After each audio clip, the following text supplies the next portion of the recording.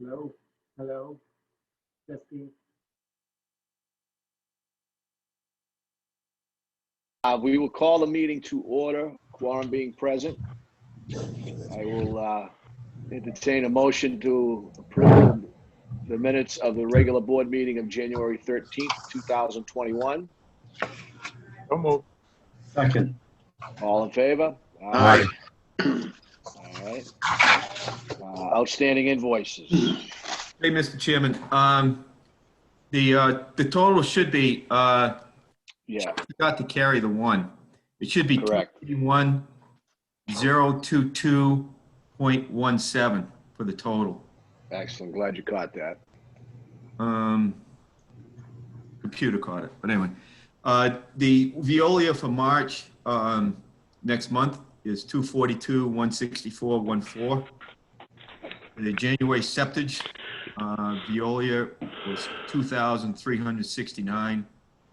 Chemicals for Veolia is $29,601.61. Kearsarge Solar is 6,488.42.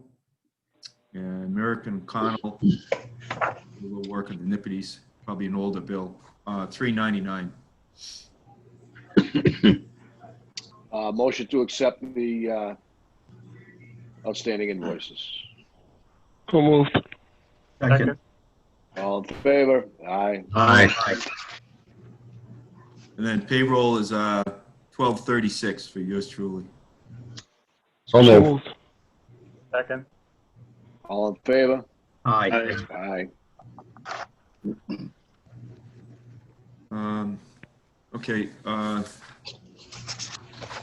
Mr. Chairman, as you know, last night we went to the Board of Selectmen meeting, well, relatively speaking, went, and had a discussion with them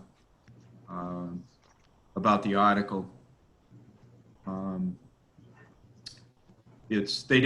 didn't see them take a vote or anything, but we'll find out if they're in favor. Also pending Finance Committee. I'm not too sure when they're going to be meeting. And the one thing that Christy was last week, she did ask me if by putting off town meeting until April or May, if that would affect the project. She all people that. I responded no. I don't think there's a big difference between a March meeting and a May meeting for our purposes. Yeah, I got the impression in that meeting that there were no concerns over what we're looking to do. Again, they didn't come out and I think we signed off. I think they were going over the town meeting articles right after we finished. Okay. So I'm sure it was brought up. I didn't stay on to watch all that. But you know, with the questions that were at, it was presented well, and they understand that it's necessity and not want. So I think we're in good shape there. Yeah, and I think it helped that you corrected me. I was saying want, you said need. But Yeah, yeah, I agree with you. There was no negative. No pushback whatsoever. No. We're still looking at, Rich is trying to get more information for his analysis of stainless steel versus carbon steel for the rotors. I'm looking at it from a different perspective. Keith is currently looking at my preview, and Rich has come up with some additional information requests, and I'll be looking into it. He's come up with a couple other manufacturers, and I'll be giving them a call. Keith has enough on his plate, so I'll give them a call over the next couple of days. Keith and I have already been looking at them, but it does warrant at least a phone call, discuss it with them. The thing is, the system was set up for the Kruger system, so we'll just have to, I put a phone call into Tom as well, email rather, Tom Parise, just pick his brain. Who's that, Jack? Who's Tom? Yeah, he was he was the project manager for the project. Oh, okay. He's the engineer for AECom. Right. Okay. Right. So he'll probably get back to me. If not, I'll reach out to him again. But I think it's worth telling everyone that, so when they quoted this thing, it was $50,000 adder per rotor for stainless steel. So I asked, and Keith got me the weights of the rotors, about 6,000 pounds. And there's a difference of about $2 a pound between 316L and carbon steel. So that would be, $2, 6,000, about $12,000 difference in material cost. Labor is actually more expensive to do the carbon steel with galvanizing and then epoxy coating, but let's call the labor even. So we're being charged $50,000 for probably $12,000 in difference material cost. So I wrote this up to Keith and Jack and said, perhaps you want to send it off to the Kruger. And Keith did. The guy replied instantly, which was really kind of interesting, to say that, oh, you've been doing your homework. Who else are you talking to? What's their price? We'll match it. So it was pretty eye-opening that A, there are other suppliers, and B, he knows he's probably gouging us on the price. So I've looked just briefly, and it looks like there are at least 4 other people that can supply this thing called a brush rotor. They typically have standard sizes. They customize it for the application. But since the brush rotor has been around for 50 years, but since then, others have come up with disc rotors that also fit into the exact facilities that you have, but more efficient, less horsepower, and better aeration. So I think it's worth looking into at least 316 stainless steel from the other suppliers, 2 of which supply stainless standard. They don't even do carbon steel. And then also look at these disc rotors to see if it actually can save us some operating cost as well, not to mention the labor, because they're made out of high density polyethylene. So there's no corrosion. They last 20 years instead of 5 to 7. So a lot of reasons to do further investigation on these things. Yeah, one thing, Rich, we had disc rotors before, and again, I'm not up on exactly why we switched over to the brush, but back when we converted to what we have now, the decision was with the brush rotors versus the discs. So I think we want to be careful if we do go back, but I think it's definitely worth looking into calling up the, a couple of the manufacturers that are out there. And, Tom might be able to provide some input. Maybe I'll reach out to Chris as well.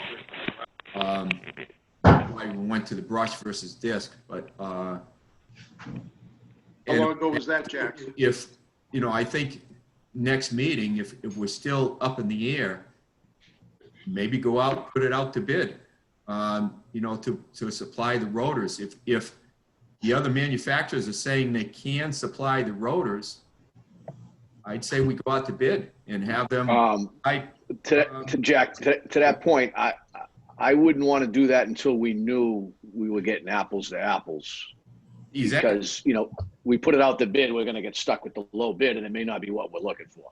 Well, that's why we have to look at it and see if they can provide, what are the pros and cons of having another supplier come in and provide just the rotors. It's a direct swap, Jack. I don't think there's any issue with that. If you go brush to brush, it's direct swap with these other at least 4 suppliers. It is, okay. Yeah, Jack, let me ask you a question, Jack. Why can't we have AECOM or Tom Parise ask him the question of the 2 systems, the disc versus the rotors? I mean, if we had one and we changed it to a certain reason, what's the reason? And then if we can go back and change it back, let him make the decision. When you call the manufacturer, they all say that things work. That's self-interest. So I think we should have pose the question to Tom, see what he says, and then what Rich is saying, maybe we should look at the alternative and see what it is. That's all. Great. Okay.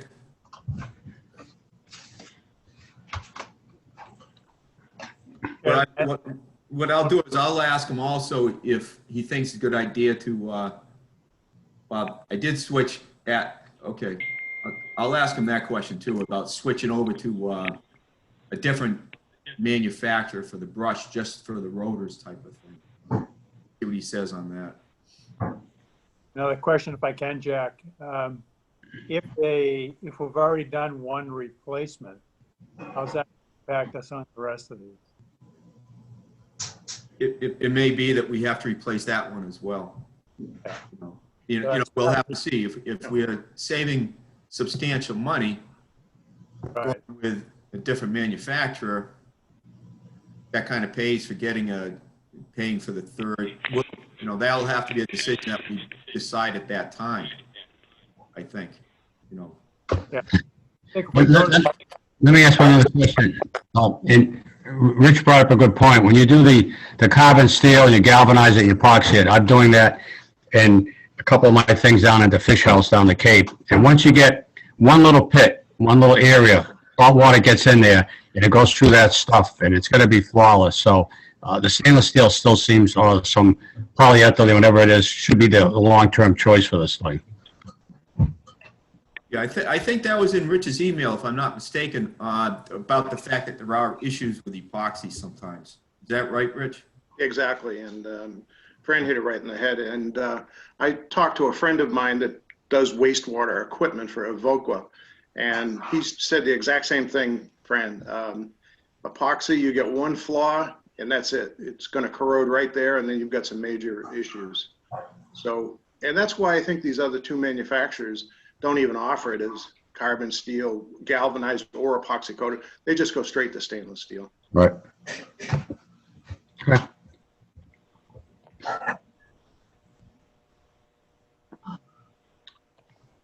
Okay. All right, so Jack, you'll do your homework and Yeah. get back to us on that? Yep. Okay. Next item, if I could, Mr. Chairman, the budget. I submitted a revised budget at the board's request. We should get it over to town hall soon.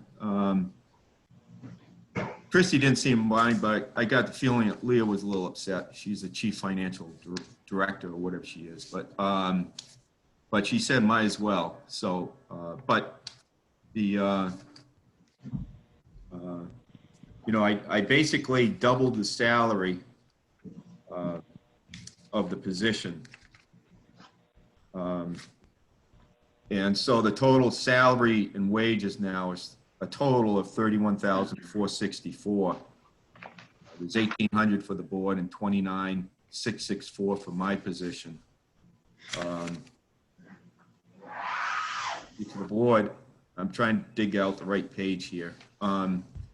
If the board could vote or otherwise modify, but currently you have a grand total budget of $5,185,714, of which $31,464 is salary and wages, $5,154,250 is expenses. Again, the expenses didn't change, but you still have to vote on that as well. So we need 2 votes is what you're saying? No, one vote, just, you know, if that's the way that, if you agree with the numbers, you just need one vote to approve the budget. You know, the 5,185,714 comprised of the other 2 items. So you just need one vote, just one vote. All right, any questions, comments from the board? Good. Okay, well, I'll entertain a motion to One question, Mr. Chairman. If the salary is what we doubled it, because we unilaterally said we're going to double it, but we never went out to the marketplace. What happens if and when we find Jack's replacement, it's going to take more money? We'll be able to take it out of another pocket, or we have to go in and amend something? How do you do that? You'd have to go back to town meeting. You either modify the duration, in other words, you'd hire him in January instead of September if you hire him then. You know, first you have to find him, but you just put it off a couple of months, so you save money that way.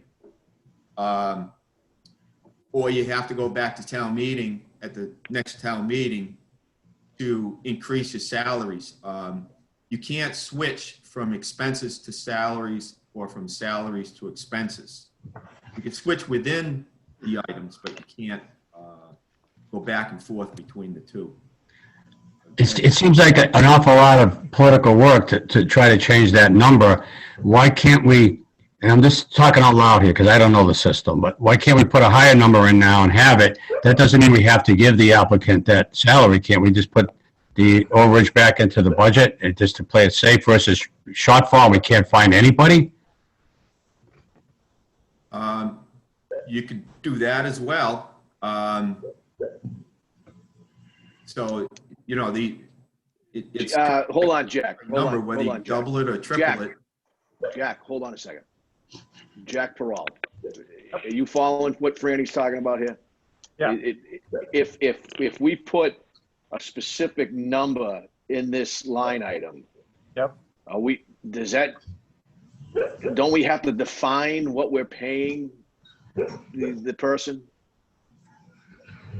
We can't just put, we think our payroll is gonna be $100,000, but we're only gonna pay the guy $29,000, and have that money dangling out there. I don't know, is that gonna flush with these guys? Depending on how tight the money is, in Westborough, if they're looking for money to do other things, they're not going to want to have you just stockpiling excess in there to give you some Right. cooking in case, you want to hire somebody else or whatever. The 31,000 is your ceiling. That's a max you can pay somebody. One other option that would be available is to go back for a reserve fund transfer if you need to.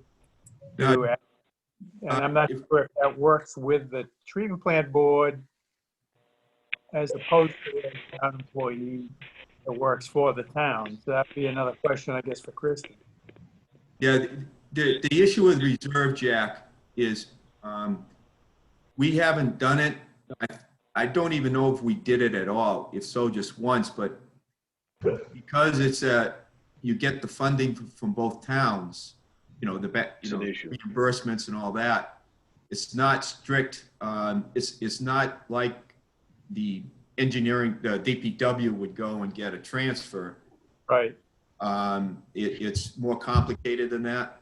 Yep. So, But my point is, you got the 31,000, that includes our salaries too. So you're talking, less than that for the Yeah, applicant. 29,664 is Right. the salary Mike. we've got.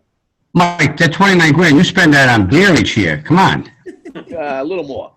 yeah, the thing is, I don't think you're restricted entirely, because if you could picture it, if you have a bigger department or whatever the case is, and, you anticipate keeping everybody on board for the next year, but somebody that's near the top of their pay scale leaves, somebody else will come in lower down, so you don't spend all that money. That's not quite the same issue, but it's a relative issue that you're not. Yeah, but Jack, what you just described, what you just described is tangible. You've got 15 people in your department. This is what it costs to pay those 15 people. Somebody leaves, you didn't have control over that. Right. Okay, so you put a budget in to cover those 15 people that were there. You didn't have a buffer in there. Yeah. Granted, somebody left. Now you have a buffer. You didn't plan on that buffer. To Jack's earlier point, and my point, I don't know how that's gonna fly if we put an extra 30,000, whatever the number is, and just have it sitting out there. I don't know. But Mike, excuse me, Mr. Chairman, we don't know if it's going to be sitting out there. It may be used. That's my point. And we just said, let's double the salary and go and find someone. We didn't have a consultant or anyone, headhunters come up and say, look, this is what you guys are going to have to pay for this. This is what you should put in for the budget number. We just picked it out of the air and doubled it. But that could be way low at this point to find someone. Fran, I don't disagree with that. But I think there's a lot of mitigating factors here. I think time, first of all, with the budget process that needs to be done, we haven't, to your point, we don't have this information, and they're going to ask for it. whether it's the finance committee, the selectmen, the town, somebody's going to ask us, where did you come up with this number? Well, they're going to ask us where we came up with doubling the salary. What's the answer to that? It's the same question. We've explained that. We feel that over the last 15 years, whatever it is, the position has been grossly underpaid, and we can justify it by the work this person's doing at this very moment, and we've got that pretty well documented at this point. Correct, Jack? Yeah. My suggestion is the board go with this value. And if you come up short, then at next spring's town meeting, you ask for that, and you would have justification for it as well. Right. For the added costs that you're putting into the budget. Jack, I agree with that. Fran, I'm not disagreeing with anything you're saying here, except for the fact that I don't believe we can just arbitrarily put this number out there to try to protect ourselves, because we don't have any backup to go with it. To Jack's point, by the time we get into the process and bring somebody on, we're going to be close to the next town meeting. I got to believe. Yeah. I could be wrong there, but it's going to take time. Okay. Hey, I have a question. Could I throw it out there? Sure, go ahead, Tom. Yeah, I know one of the things we talked about, and I think we vetoed, was the possibility of having this person work for the DPW, our DPW or Shrewsbury. Ours probably would make more sense. What would be the big problem with doing that? And then why couldn't we take a second look at that? You could take a second look at that. The issue is you'll have to talk to both Shrewsbury and Westborough on the issue. That's my recommendation, that you get both towns on board with it, regardless of which one you do it with. And like Darlene said at last meeting, it might make more sense to do it Westborough because they've got the water plant type of thing. But the other town, so if you have Westborough do it, Shrewsbury may get upset because a true Westborough employee is working for the board and has split allegiance. Not going to work. Not going to work. And let me add one more thing. Is he going to work for the board? I mean, do we lose some autonomy there? Now he's going to answer to the DPW director in Westborough or Shrewsbury, however it ends up, and he's serving two different masters here. And that may be Shrewsbury's issue as well. Right. That's why it was set up that way when we did that, 30 years ago. We had the Hatfield and McCoys fighting then. There may be some confusion, the fact that Jack was the town engineer for Westborough and he was in this position as well. They were absolutely two separate positions. He was his work with the town of Westborough did not in any way parlay with what he did at the plant here. It was right. He had two separate jobs is what he had. And in all due respect to the DPWs, they don't have the horsepower for this job. Okay. They're not qualified. They're not privy to what Jack's Engineering is involved with this type of job. They have one of those guys from either department. They're all good at what they do, but this is different.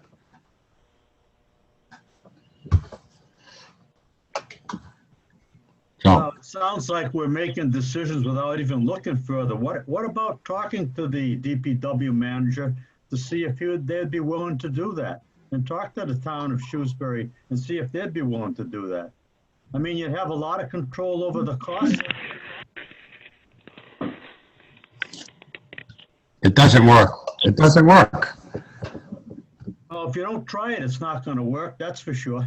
And listen, I've been involved with this 20, 30 years ago, and when you get two towns working with that, it doesn't work. This is now. That was 30 years ago. It's different. It's still the same. It's just a political thing. It gets to be political at that point. Trust me. Jack Peralta, what's your opinion on that proposal? I think what Fran is saying is true. It's probably not somebody on staff that has qualifications. So I think you're almost creating a new position. Right. with these qualifications, with this background, and adding that to the staff. To do that, there's the whole process you have to go through with the personnel board and doing the studies and doing everything else to come up with it. I think that the politics is certainly much different now than it was 30 years ago. Jack can speak a little bit to the having two jobs type of thing, but if this is defined as that person's position, I think it's got the possibility of working. And I think, we can figure out whether or not the water treatment plant comes into that now. That might muddy the waters a little bit, but might be a way of actually creating that position and having enough work for it full time and the way you approach it. But there's a lot to look at before we get to that stage, I would say. A lot of steps to go through. I think for now, this may be the stopgap. I think it's probably going to take you the year, to be honest, if you want to go through the whole thing and do a personnel study, take a look at everything you have to do, get everything in place, go to town meeting, get the position approved and funded and everything else, then go out to get it filled. I think that's the long process. I think it's doable now, more doable than it was before. Just my thought. But I think right now, we got to look at what do we do with the, put some money in to fill a position. Jack has, expressed his desire to retire sometime in the near future. And I think we got to take a look at that. I think that's where we're at. My thought, if I could, perhaps if you proceed with trying to replace me this fall with this proposed budget, and if it doesn't come up, then pursue, we'll find out when we post the job, if there's any takers. And it may be over the spring and summer that you decide that indeed you want to try to combine the two positions, maybe start negotiations then with the towns, discussions maybe, as to whether it's viable. But then, if you are on the market, can't fill the position, then the choice would either be to increase the budget again, or do as Tom is saying, try to combine the two, get both towns on board with it and combine the two. And if it does take a year or two, then that's one thing you have to do.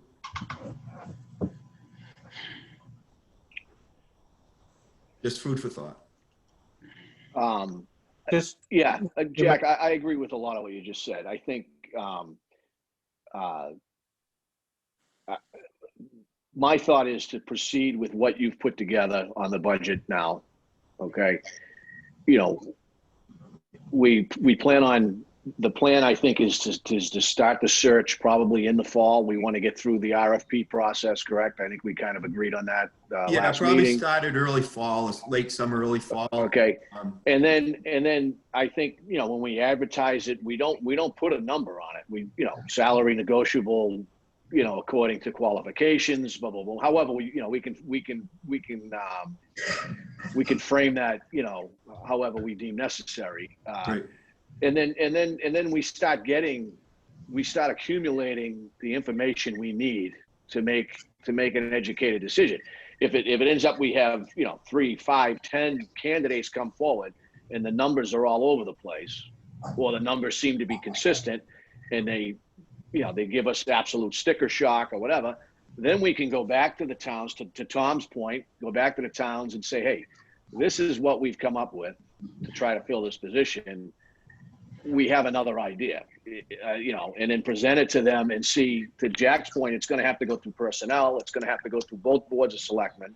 It's going to have to go through both both DPW departments, and see, you know, it's not as easy as going to ask, you know, the Westborough DPW director, hey, you want to add a guy to be the administrator over here, but no, there's a lot of channels to go through and to satisfy and to get to the point where we need to get to. But I think this will enable us to have the information we need to bring forward to the towns. Right.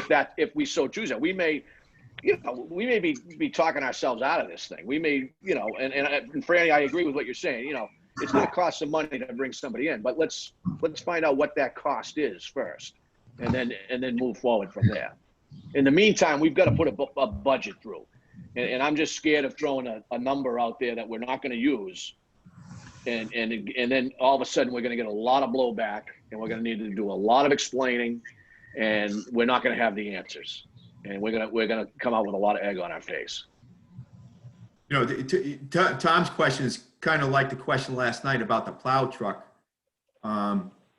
Could we, like, say, share the plow truck with the Westborough, you know, to plow other stuff?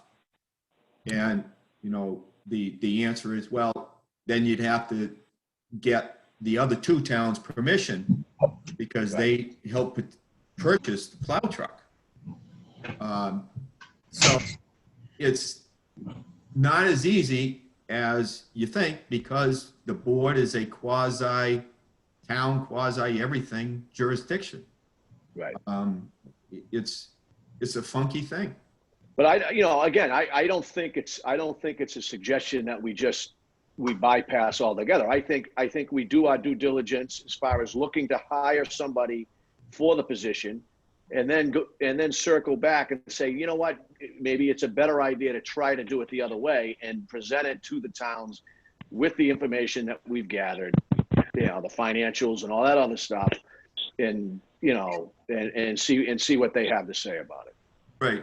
You know, I think it's wise to take not baby steps. I guess that's the right word. Take baby steps first before you leap.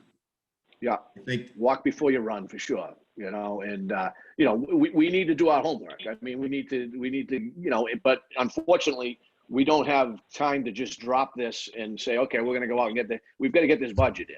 yeah. Well, let me ask one last question. If you put that number in, and we're going to take a year or so, whatever Jack's going to be here to find someone, we're probably not going to even have to use that number because we're not going to have anyone. So we'll have the year to do the due diligence to come up with the right number. But you just said, Mike, we're getting data and Right. due diligence, and then go in with that number. So we're not. It's a hypothetical number right now. Jack's saying.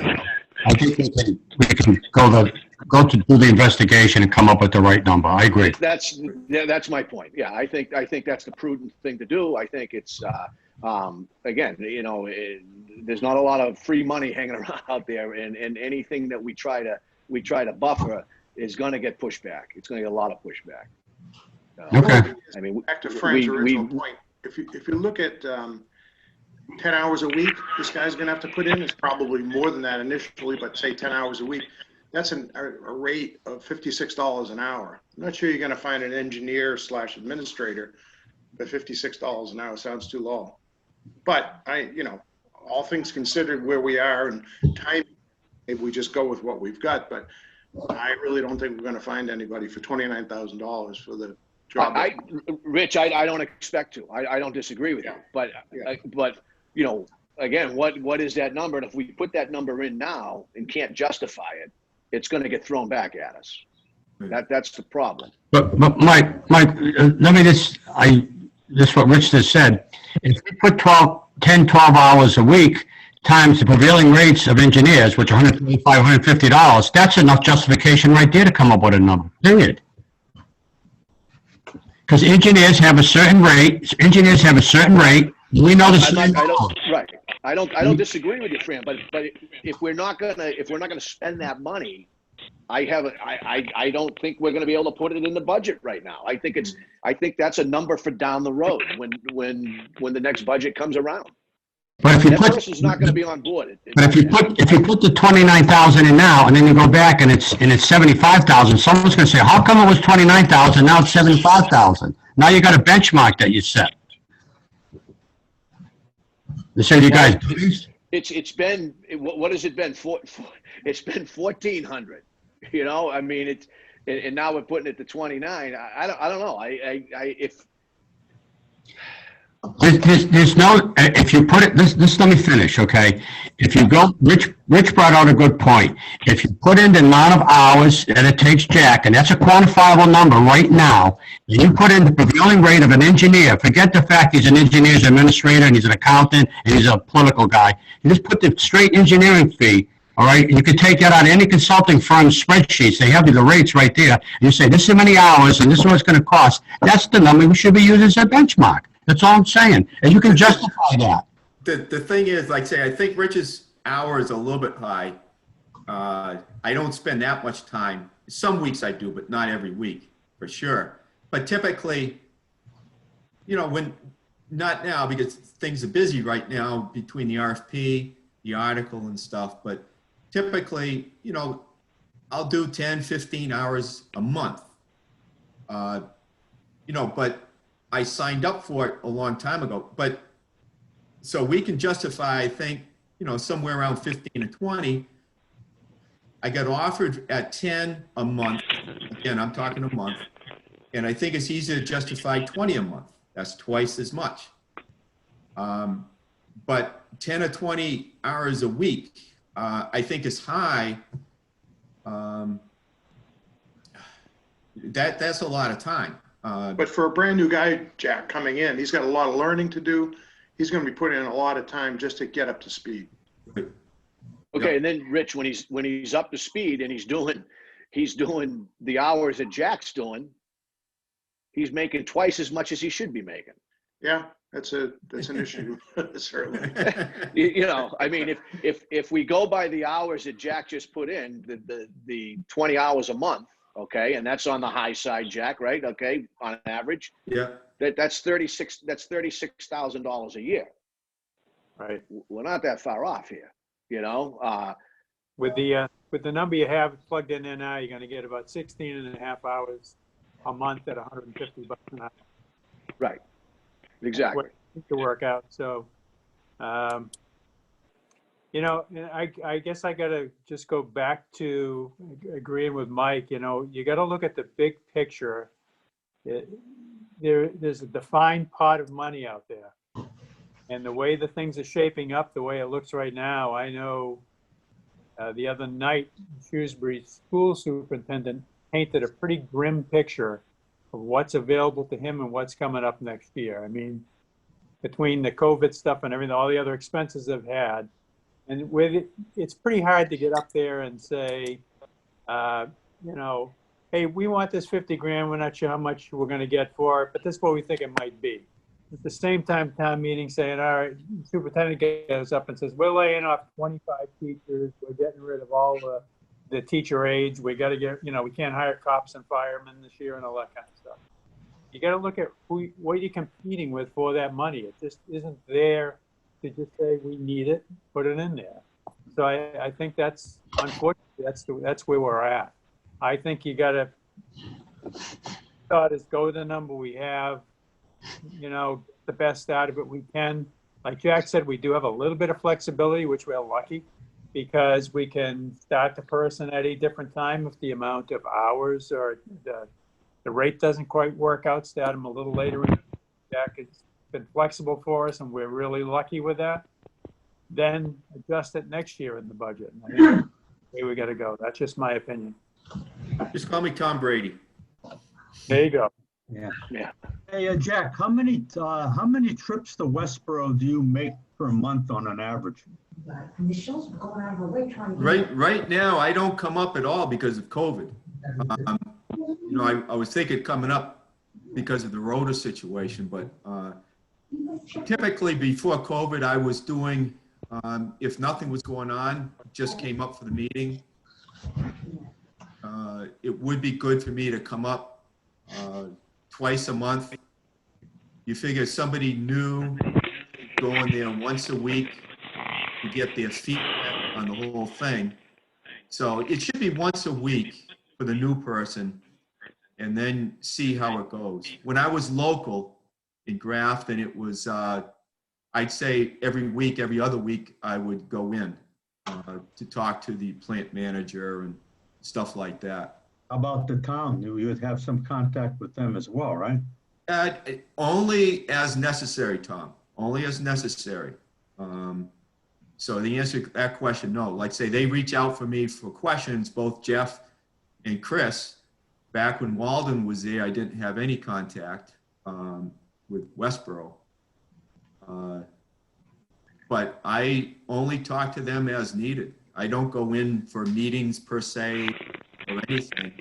Oh, you don't need somebody local, really local to do this job.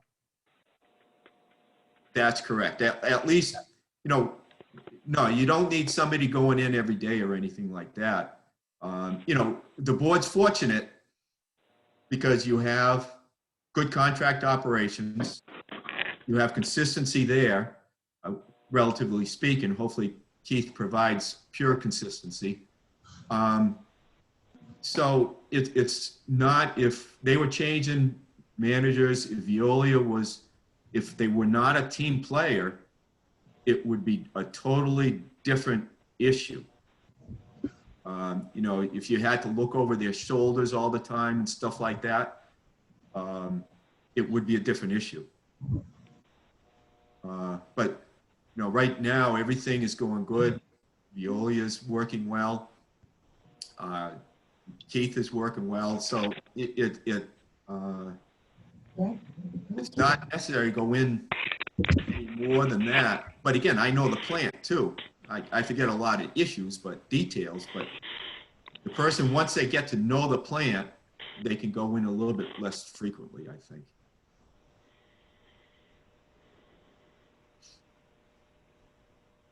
Right. Any other questions, comments? All right. I think we're at a spot here where we need to ask for a motion to approve the fiscal year 2022 budget as presented by Jack. So moved. Second. All in favor? Aye. Aye. All right. Motion carries. Good input. Thank you to everybody on that, and we'll continue to do our due diligence. Jack, moving along here. Chairman, maybe if to put the onus on Keith now, Keith has been dealing with AECom. Wait, that's a. If he could do the discussion on the ITP issue. So with the IPP, we're looking at phase 3 now. Joyce is looking at it to give us a proposal. One of the things that we're looking at is in regards to the new draft permit that we received, that we're going to have an aluminum limit to meet within 3 years, which is 87. Excuse me, 0.087 milligrams per liter. And we're going to have to reassess the headworks loading to see what the aluminum is coming in. And it may affect different types of processes we're going to have to change within the treatment plant. It's to address all the things with the local limits. So at this time, she's working on that and hasn't gotten back to me yet. As soon as she provides any information, I'll pass it on. But aluminum's going to be the issue. Back in 1983, they didn't include aluminum when they did the actual maximum allowable headworks loading. So we've been trying to come up with data, provided some to Joyce already, because we do sample aluminum on the influent and effluent. So again, as I said, she's working on it right now and I haven't heard back. Is the aluminum going to be because of the alum that we're using? Well, we do have aluminum coming in and it will be partially due to the pack, yes. Where's it coming from on the influent? Yes, we do have aluminum coming in on the influent. I would have to get the exact data for you if you wanted to know how many pounds. Just curious where it comes Yeah, from. where would Comes it come from industrial users primarily? Yes. Industrial, okay. Industrial, but also a lot of pharmaceuticals have aluminum in them. A lot of like deodorant products have aluminum, so that is a source as well. But we also want to relook at the BOD and the TSS on the influence. So I think doing a headwork loading study makes sense, especially since you haven't had one done since 1983.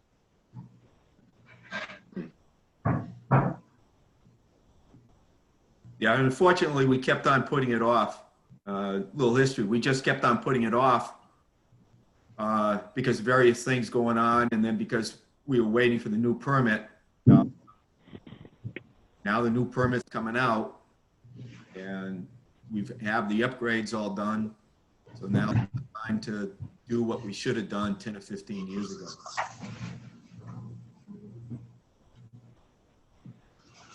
Okay, that's it.